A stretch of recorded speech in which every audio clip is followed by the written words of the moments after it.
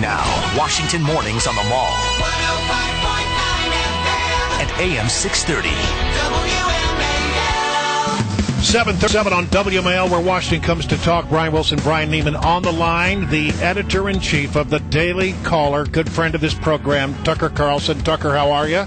Good morning, Brian. Well, let's get right to it. You know that the first question I got to ask you about is this thing that happened last week with your reporter Neil Monroe in the Rose Garden of the White House. President's making a statement on immigration, and it turned into be a really important story, but many people felt your guy was a little rude to the president, interrupting his statement. What do you say about that today?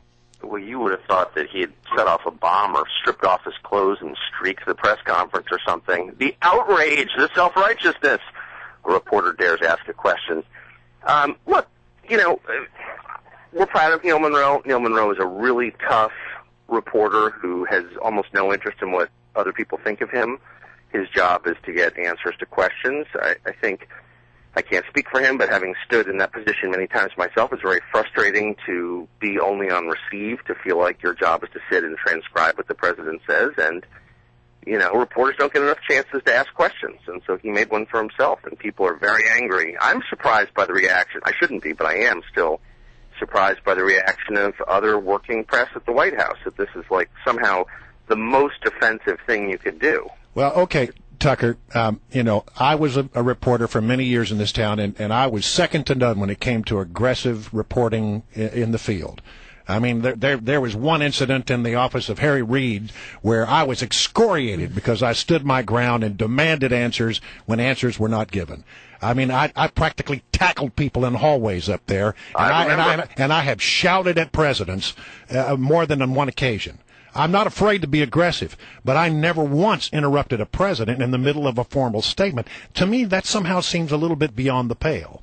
Yeah, a lot of people felt that way. I mean, I guess I balance that against the reality day to day at the White House, which you're familiar with, which is reporters are expected to stand there obediently while a politician, and not just Obama, but a lot of them, including the last president and the presidents before him, give a statement, and then if he feels like it, maybe he'll answer a question. And those are his rules.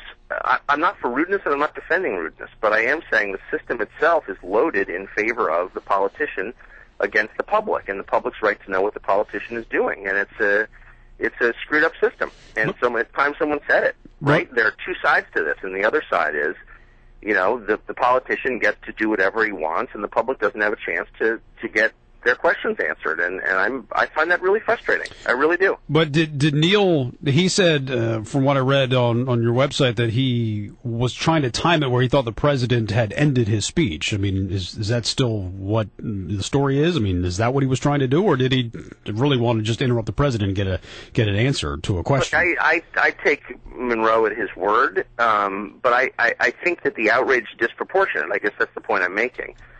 That reporters don't exist to please politicians. They exist to extract information from them. Let me put it this way, okay? And maybe this will put it into some context. The president has been interrupted 13 times in the last 6 months during speeches by people shouting out compliments. I love you, Barack Obama. In every case, he has stopped and cheerfully addressed the heckler, because in every case, the heckle has been a compliment. Mm-hmm. And so it's a little much to take, in my view, to take the president's side on the one occasion where someone shouts out something he doesn't want to hear, and somehow it's outrageous. All right? The point is, Obama, like all politicians, is happy to be interrupted if it's something he wants to hear, and he's angry to be interrupted if it's something he doesn't want to hear. And my view is, it's not up to him. There are points where, I'm sorry, we're going to press you to answer the question whether you want to or not. No, I don't care if you're president. You're not Jesus. That's our view. I hear your point, and I agree with you to an extent. I think it's a little different when he's giving a policy speech at the Rose Garden. But he wasn't answering any questions. See, this is, and I explained this to employees at the White House who called to lecture me about how bad we are.